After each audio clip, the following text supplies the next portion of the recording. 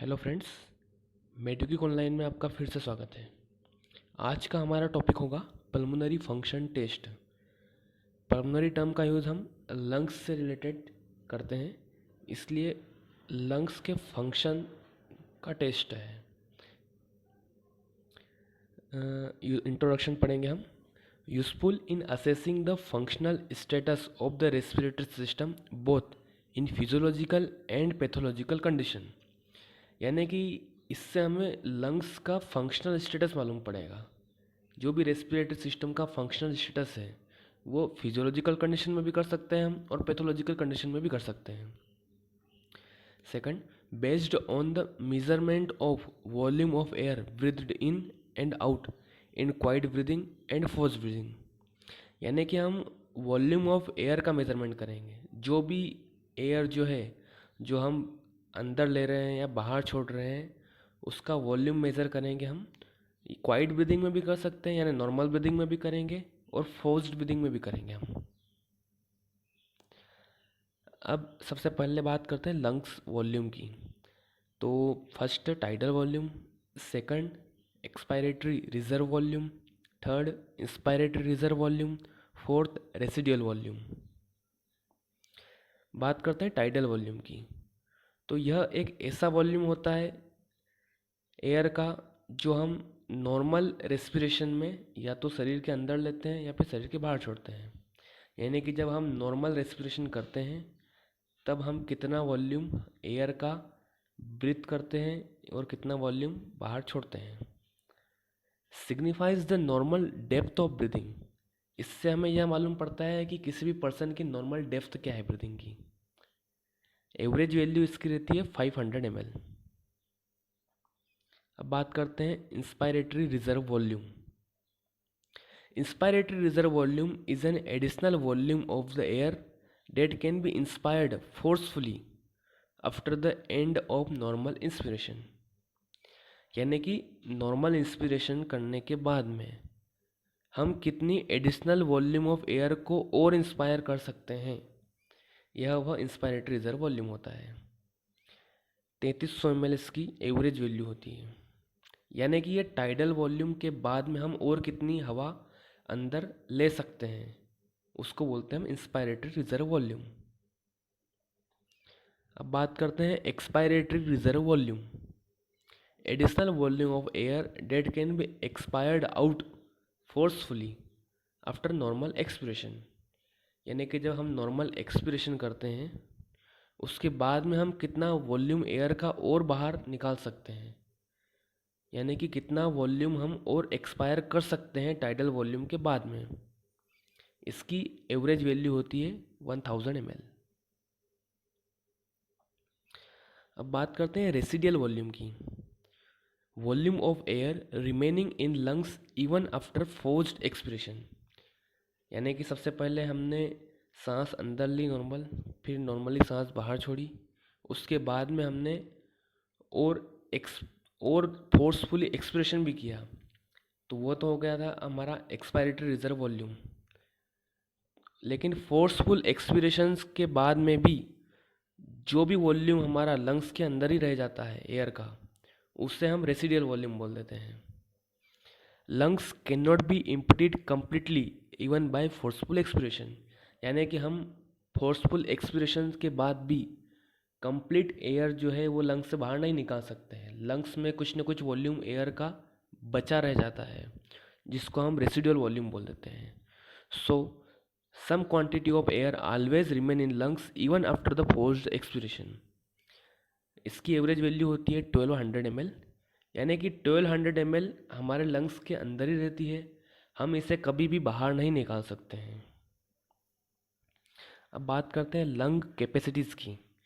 तो कैपेसिटीज़ जो होती है ये दो या उससे ज़्यादा लंग वॉल्यूम के मिलने से या उनके कॉम्बिनेशन से बनती हैं। Inspiratory capacity, vital capacity, functional residual capacity, total lung capacity. एक एक करके डिटेल में बात करते हैं। Inspiratory capacity, maximum volume of air that is inspired after normal expiration. यानी नॉर्मल हमने एक्सपायर कर दिया, उसके बाद में हम कितना वॉल्यूम एयर का अंदर ले सकते हैं। यानी कि एक तो हम टाइडल वॉल्यूम अंदर लेंगे, उसके बाद में एक इंस्पायरेटरी रिजर्व वॉल्यूम अंदर लेंगे। तो यह tidal volume plus inspiratory reserve volume जो होता है, इसको हम इंस्पायरेटरी कैपेसिटी कहते हैं। यानी कि नॉर्मल एक्सक्रेशन के बाद में हम इतना वॉल्यूम अंदर ले सकते हैं एयर का। इसकी एवरेज वैल्यू होती है 3800 ml। यानी कि इंस्पायरेटरी कैपेसिटी जो है टाइडल वॉल्यूम प्लस IRV होता है, यानी इन दोनों को ऐड करेंगे हम तो 3800 ml आएगा। Vital capacity, maximum volume of air that can be expelled out forcefully after the deep inspiration. देखिए, पहले हमें डीप इंस्पिरेशन करना है, उसके बाद में हम जितनी भी एयर बाहर निकाल सकते हैं उससे हम वाइटल कैपेसिटी कहेंगे। यानी कि डीप इंस्पिरेशन किया तो सबसे पहले हमारे लंग्स के अंदर रेसिडुअल वॉल्यूम रहता है और एक्सपायरेटरी रिजर्व वॉल्यूम रहता है। सो नॉर्मली हमारे लंग्स में रेसिडुअल वॉल्यूम और एक्सपायरेटरी रिजर्व वॉल्यूम होता है, लेकिन इन्होंने बोला है कि डीप इंस्पिरेशन करने के बाद में हम कितनी वॉल्यूम ऑफ एयर को एक्सपेल्ड कर सकते हैं। यानी कि डीप इंस्पिरेशन भी करना है हमें, तो टाइडल वॉल्यूम भी आ जाएगा साथ में और इंस्पायरेटरी रिजर्व वॉल्यूम भी आ जाएगा। लेकिन हम एक्सपेल तो हम सिर्फ 3 चीज़ों को कर सकेंगे, एक्सपायरेटरी रिजर्व वॉल्यूम को, टाइडल वॉल्यूम को और इंस्पायरेटरी रिजर्व वॉल्यूम को। रेसिडुअल वॉल्यूम को तो हम कभी बाहर निकाल ही नहीं सकते हैं। इसलिए वाइटल कैपेसिटी जो है वो इन तीनों का सम होगा, inspiratory reserve volume, tidal volume and expiratory reserve volume.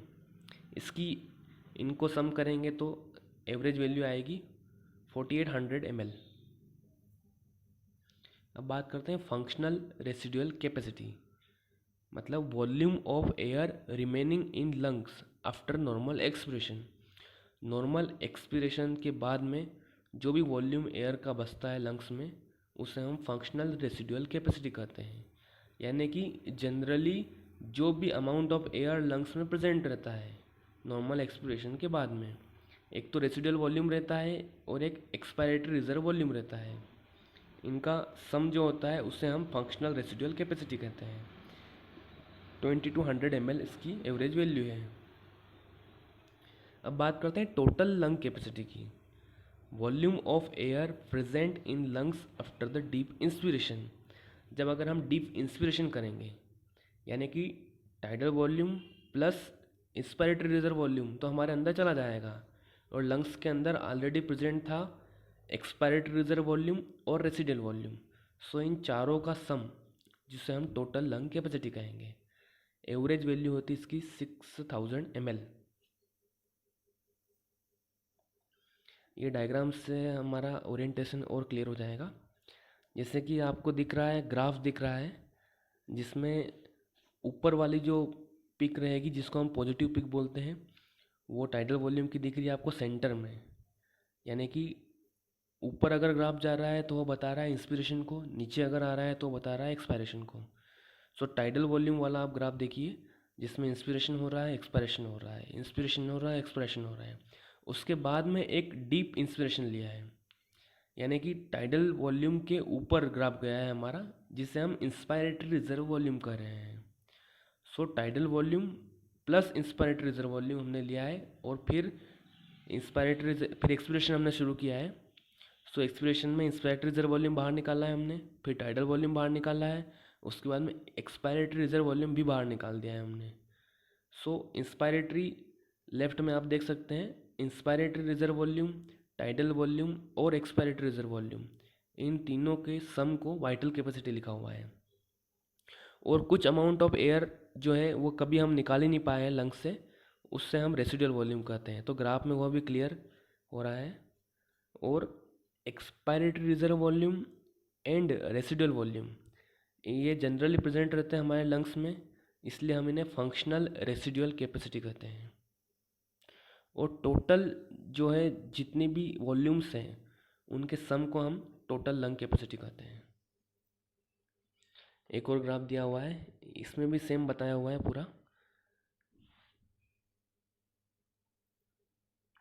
अब बात करते हैं forced vital capacity, volume of air date can be expired forcefully and rapidly after a maximal और डीप इंस्पिरेशन। यानी कि है तो डेफिनेशन वाइटल कैपेसिटी की है, लेकिन इसमें फोर्सफुली और रैपिडली टर्म का यूज़ हुआ है। यानी कि volume of air date can be expired forcefully and rapidly after maximal और डीप इंस्पिरेशन। यानी कि डीप इंस्पिरेशन के बाद में हम कितनी वॉल्यूम ऑफ एयर को फोर्सफुली और रैपिडली बाहर निकाल रहे हैं, एक्सपायर कर रहे हैं हम उसे उसे हम फोर्स्ड वाइटल कैपेसिटी कर रहे हैं। Normally forced vital capacity is equal to vital capacity. Normally तो इन दोनों में कोई अंतर नहीं होता है, दोनों बराबर होते हैं। In some pulmonary disease it is decreased. कुछ पल्मोनरी डिसीज होती है उसमें फोर्स्ड वाइटल कैपेसिटी कम हो जाता है। अब बात करते हैं फोर्स्ड एक्सपायरेटरी वॉल्यूम और टाइम्ड वाइटल कैपेसिटी की। So volume of air which can be expired forcefully in a given unit of time. जो भी वॉल्यूम ऑफ एयर हम फोर्सफुली एक्सपायर कर रहे हैं in a given unit of time, यानी कि इसमें टाइम का यूज़ हो रहा है, इसलिए हम इसे टाइम्ड वाइटल कैपेसिटी भी कह रहे हैं। यानी कि फोर्स्ड एक्सपायरेटरी वॉल्यूम FEV, अगर हम एयर 1 सेकंड में कितनी बाहर निकाल रहे हैं तो उसे FEV1 कह रहे हैं। 2 सेकंड में कितने निकाल रहे हैं तो FEV2 कह रहे हैं। 3 सेकंड में कितने निकाल रहे हैं तो FEV3 कह रहे हैं हम उसे। तो FEV1 यानी कि फोर्सफुल एक्सपिरेशन इन 1 सेकंड कितना हुआ है, तो उसकी वैल्यू होती है 83% ऑफ टोटल वाइटल कैपेसिटी। यानी कि जो भी वाइटल कैपेसिटी है उसका 83% हम 1 सेकंड में ही बाहर निकाल देते हैं। FEV2 यानी कि टोटल वाइटल कैपेसिटी का 94% जो है हम सेकंड सेकंड में बाहर निकाल देते हैं। FEV3 यानी कि 97% of the total vital capacity हम थर्ड सेकंड में हम बाहर निकाल देते हैं। सिग्निफिकेंस क्या है FEV का, यानी कि फोर्स्ड एक्सपायरेटरी वॉल्यूम का सिग्निफिकेंस क्या है? तो very much decreased in obstructive disease like asthma and एम्पाइसीमा।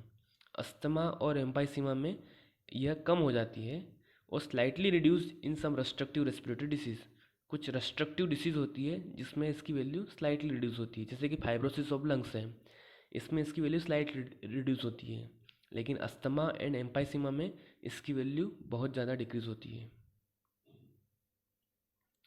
Maximum breathing capacity और maximum ventilation volume. Maximum volume of air which can be breath in and out of lungs by forceful respiration. यानी कि यह वह maximum volume है air का जो कि हम ब्रीथ इन कर रहे हैं या आउट कर रहे हैं by the forceful respiration. Forceful respiration से हम कितना वॉल्यूम अंदर और बाहर छोड़ रहे हैं, इसी को हम मैक्सिमम वेंटिलेशन वॉल्यूम भी कह देते हैं। इसकी वैल्यू होती है 150 टू 170 लीटर पर मिनट।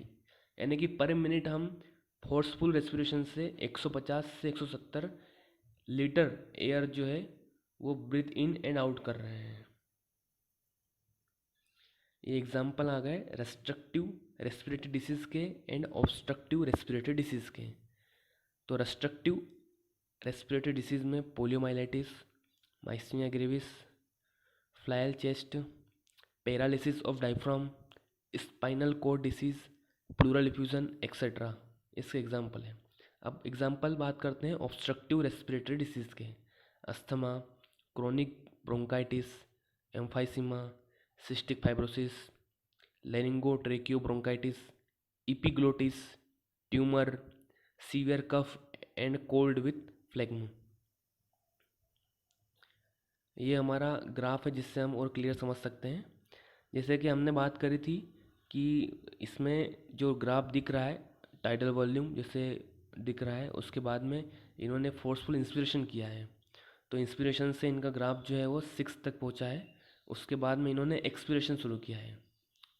सो 0 से इन्होंने एक्सपिरेशन शुरू किया है। उसके बाद में 1 सेकंड में जो जो भी वॉल्यूम ऑफ एयर एक्सपायर किया है उसे हम FEV1 कहेंगे, यानी फोर्स्ड एक्सपायरेटरी वॉल्यूम इन 1 सेकंड। 1 सेकंड में हमने कितनी वॉल्यूम ऑफ एयर को बाहर निकाला है। फिर FEV2 यानी कि 2 सेकंड में हमारी कितनी वॉल्यूम ऑफ एयर बाहर निकली है, एंड FEV3 यानी कि 3 सेकंड में हमारी कितनी वॉल्यूम ऑफ एयर बाहर निकली है। यह रेस्ट्रिक्टिव डिसीज़ का एग्जाम्पल हो गया है। ये हमारा एग्जाम्पल था, ये नॉर्मल था, यानी नॉर्मली ऐसा होता है। लेकिन अगर लंग्स में कोई डिसीज़ हो जाती है, जैसे रेस्ट्रक्टिव डिसीज़ अगर हो गई है, जिसके हमने अभी एग्जांपल भी देखे थे, उस केस में हमारा ग्राफ जो है वो स्लाइटली रिड्यूस हो गया है, ग्राफ का पिक जो है वो थोड़ा नीचे आ गया है। ऑब्स्ट्रक्टिव डिसीज़ की अगर बात करें तो उसमें भी ग्राफ बहुत ज़्यादा नीचे आ गया है। Thank you.